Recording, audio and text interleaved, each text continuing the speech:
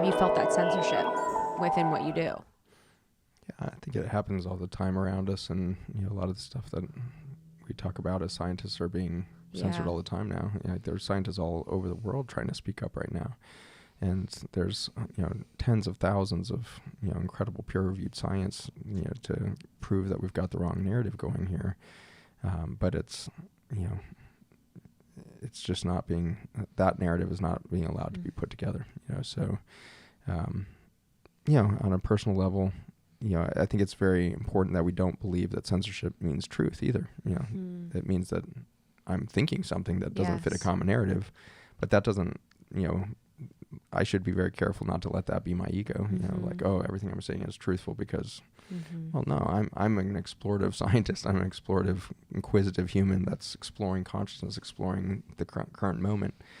And so I need to make sure that I'm keeping an open hand on what is truth and make sure I'm resonating with everything and checking it again against everything else. Like, there's just so many mirrors we can look in to double check our truth, and ultimately, I've found a very unique time in my life here where I'm finding that the most important time for me is to be alone, which I've never allowed myself much of that time. I've always been in service to, family and friends and, kids and job and everything else. And I'm finding out that I underserved, my full potential because I was so busy, being distracted from who I am.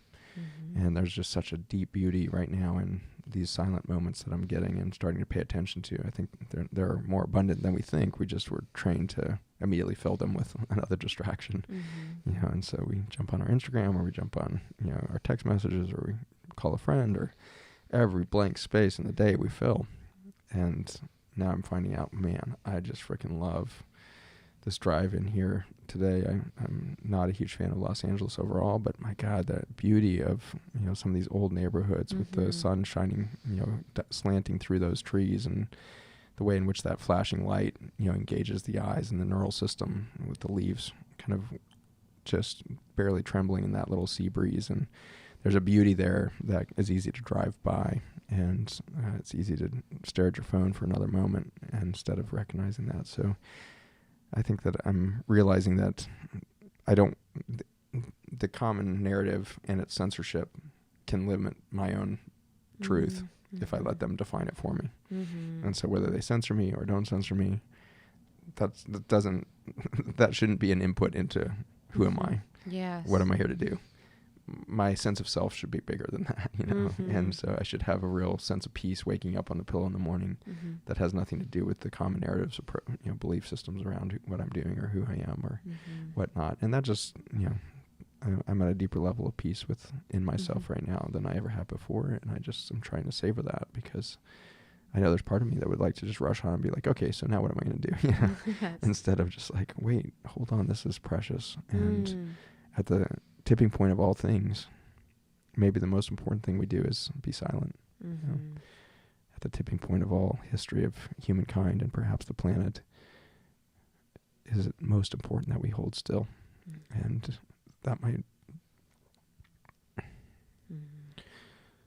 be something, that we should think about in human relationship as well, as where's the stillness? Where's the space between in our families, and how do we tend to clutter up that intimate space of family with opinions and, discussions around the table, and forget to just be silent together. So in this, my favorite part of every year being Thanksgiving here, in that, sense of Thanksgiving, maybe what we need to do is shift deep this year and just be in silent gratitude for the fact that we're alive right now.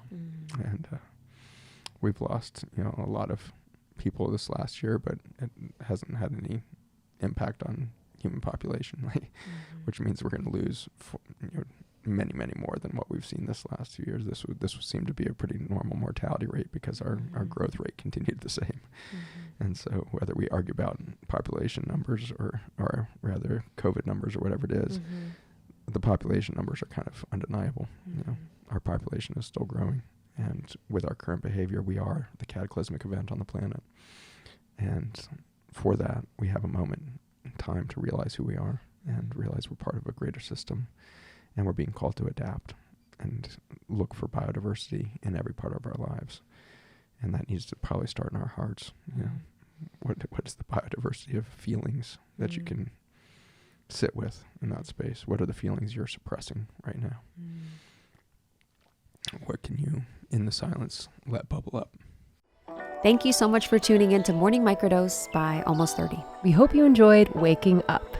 As always, we encourage you to take what resonates and leave the rest. If you enjoyed this trip, tune into the full episode on the Almost 30 podcast. All episode information can be found in the show notes. Make sure to subscribe, and if this becomes a part of your morning routine, be sure to share it with a friend. We have new inspiring doses Monday through Friday. Follow us on Instagram at Morning Microdose, and follow Almost 30 at Almost 30 Podcast. Thanks for listening. We'll see you in the vortex.